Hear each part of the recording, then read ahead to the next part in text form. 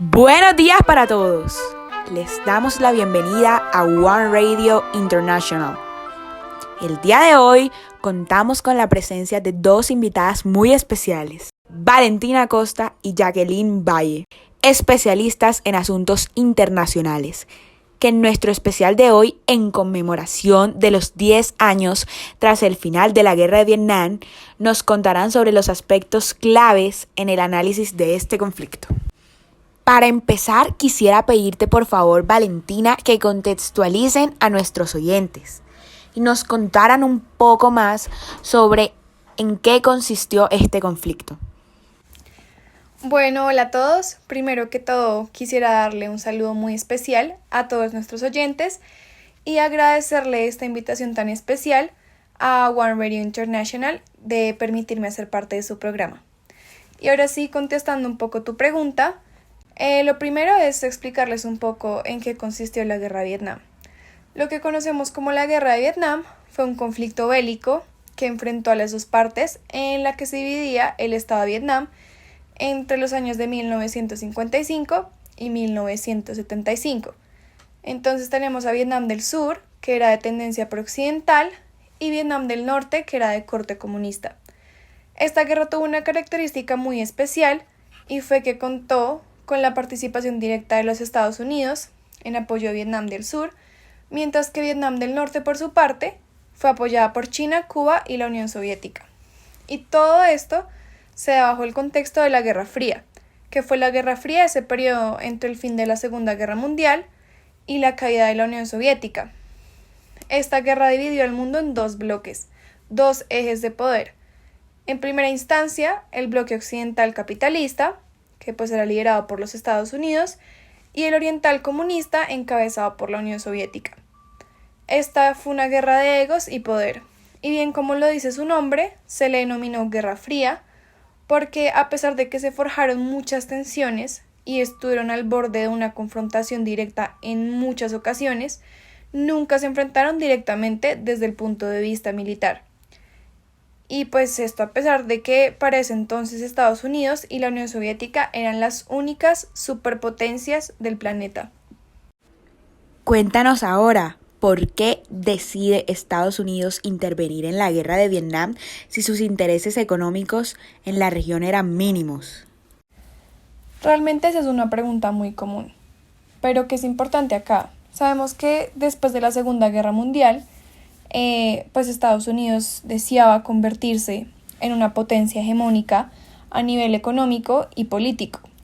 Esto pues a raíz de una Europa devastada, pero ese ideal, ese deseo de Estados Unidos, se vino abajo con el fortalecimiento de la Unión Soviética, que cada vez cogía más fuerza. Es por esto que, en concordancia con el Plan Truman, y como el mismo presidente lo pronunció ante el Congreso en uno de sus discursos, exactamente en el año 1948, él decía que la política de los Estados Unidos debía ser apoyar a los pueblos libres que se estaban resistiendo a los intentos de agresión de minorías armadas o presión exterior. Entonces, es de esta forma como Vietnam aparece en la agenda estadounidense. Acá también creo que es súper importante que recordemos la llamada teoría del dominó de Eisenhower, que anticipaba la caída, digamos, del comunismo una vez Vietnam lo hiciera, de otros países como Tailandia, Malasia, Birmania, Laos y Camboya. Estados Unidos evidentemente no podría quedarse con los brazos cruzados al ver que Vietnam podría caer en las garras de su pobre enemigo en ese entonces, que era el comunismo. Y es así como el 7 de febrero de 1965, Estados Unidos lanza su primer bombardeo con napalm sobre Vietnam. Seguidamente, sabemos que Nixon fue un personaje muy relevante en el desarrollo de este conflicto. ¿Cuál fue el estado en el que encontró Nixon a la nación al entrar en el cargo? Cuéntanos, doctora Jacqueline.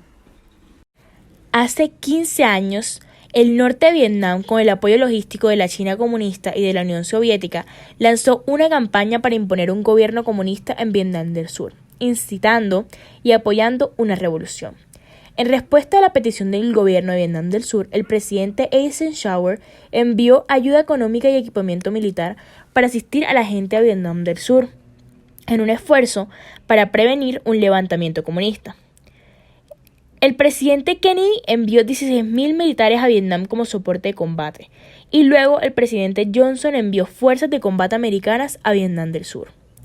Cuando entró Nixon al poder, se encontró con que la guerra había continuado durante 4 años. 31.000 personas del pueblo americano habían muerto en combate.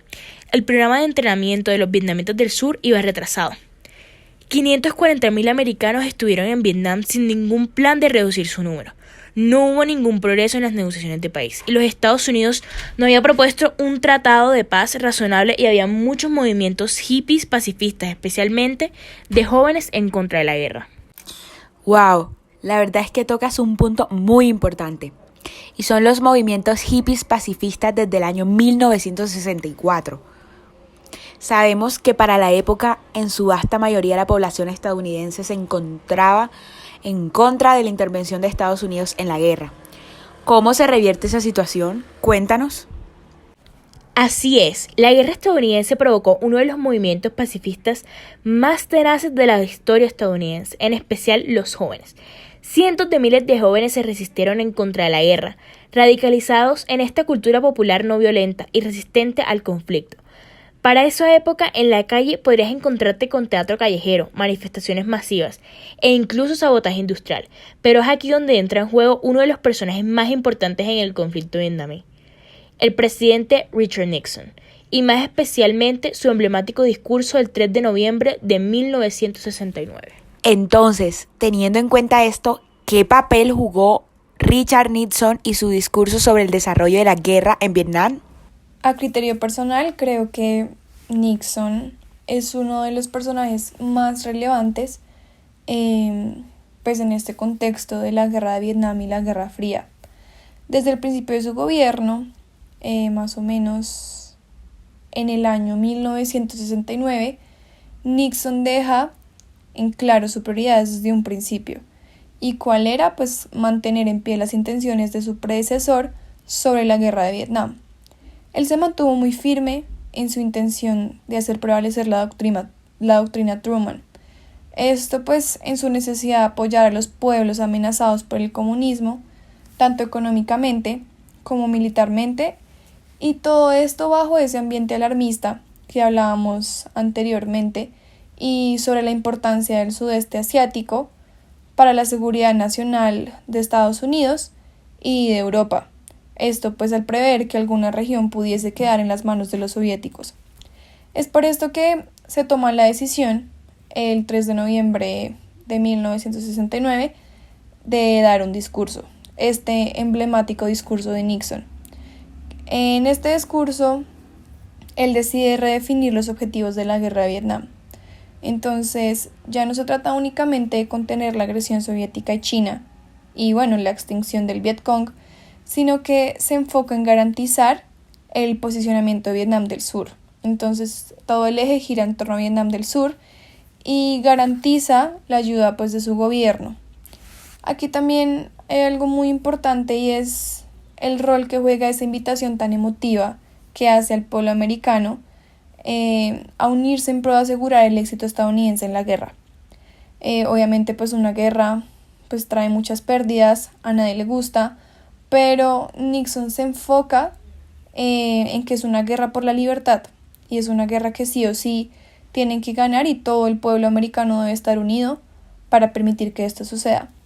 Además de esto, se toma el tiempo de agradecer a la milicia estadounidense por su trabajo y les dice que pues les va a garantizar el mejor entrenamiento, la mejor protección, y les recuerda la época en la que él hizo parte de la milicia. Como él mismo lo menciona en su discurso, para esta época eran muchos los ciudadanos que pedían el fin de la guerra y la retirada de todas las fuerzas americanas. No sé si ustedes recuerden, en esa época lo que más se escuchaba era: dejen a América libre y respaldar a Vietnam del Sur, se está librando una guerra ajena, no más guerra. Y claro que si lo analizamos desde un punto de vista político, esta decisión habría resultado muy popular y eficiente. Pero como les digo, Nixon tenía muy claros sus ideales y por esto él sabía que no podría doblegarse ante nada ni nadie. Y pues ya que esos eran los ideales por los cuales se eligió como presidente y él no podía defraudar a su pueblo, eso lo tenía muy claro. A pesar de que siguieran existiendo movimientos en pro de la paz y en contra de la guerra, la campaña de Nixon por fortalecer esa voluntad nacional después del discurso se volvió muy popular y realmente cada vez más personas empezaban a apoyar la guerra de Vietnam, todo esto en pro de las libertades y bueno, siguiendo en pie la doctrina Truman. Además de esto, la involucración del Congreso creó una mayor cercanía con el pueblo y con las fuerzas militares que cada vez se encontraban mucho más motivadas a librar y ganar la guerra. Ahora me gustaría que explicaran cómo terminó la guerra. Cuéntenos. El conflicto terminó con la guerra de Saigón, donde Estados Unidos y los miembros del Vietcong tuvieron un enfrentamiento que duró una semana hasta que Estados Unidos lanzó una bomba que hizo que los soviéticos tomaran la decisión de retirar sus tropas, para que así dejaran de morir más de su gente. Para ese entonces ya se estaban quedando sin apoyo, y China cada vez se aislaba más del conflicto a medida que veía que Estados Unidos tomaba ventaja. Es así como se encontraban sin financiamiento, debilitados por los ataques anteriores en donde cada vez se veían disminuidas sus tropas y no podían perder más personas de las miles que ya habían muerto en combate. Los vietnamitas ya se encontraban exhaustos de la guerra y el Vietcong debilitado. Es así como el 30 de abril de 1975 el bando pro-occidental se toma la región de Saigón y fuerzan la rendición del bando comunista. Cuéntanos, Jacqueline, ¿qué sucedió entonces después de que Estados Unidos y Vietnam del Sur ganaran la guerra?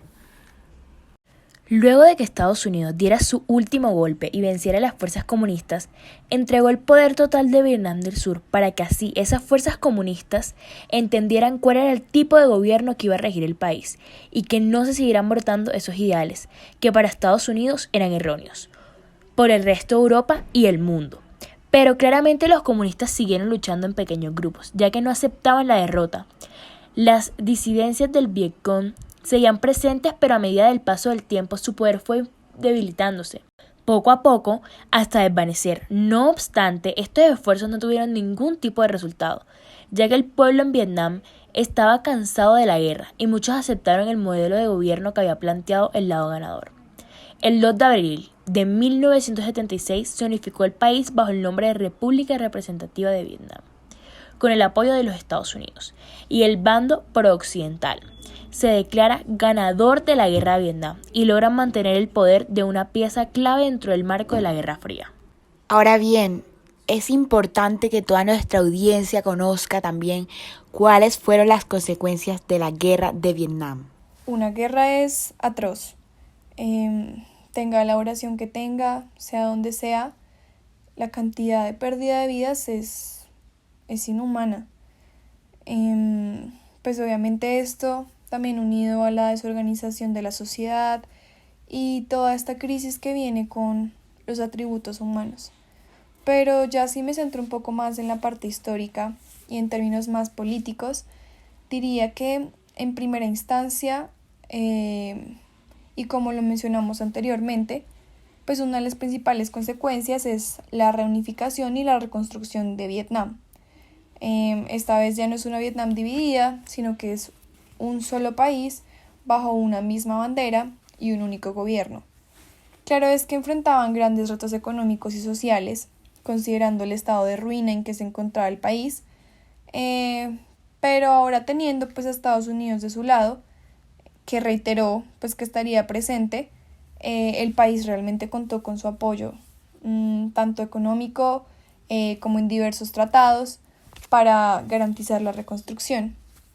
Otra consecuencia, ya para el bando comunista, fue el golpe severo a su imagen militar y política en el mundo, pues el bando comunista se veía como el derrotado, la Unión Soviética pues fue el perdedor en esta guerra y pues claramente eso implicaba un golpe muy grande para el comunismo.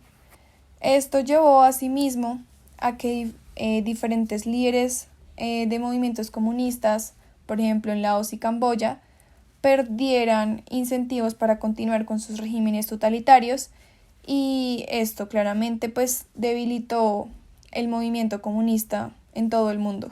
Teniendo en cuenta de que este suceso se dio bajo el marco de la Guerra Fría, ¿de qué manera afectó la guerra de Vietnam a este suceso histórico que dividió el mundo en dos bandos, el capitalista y el comunista?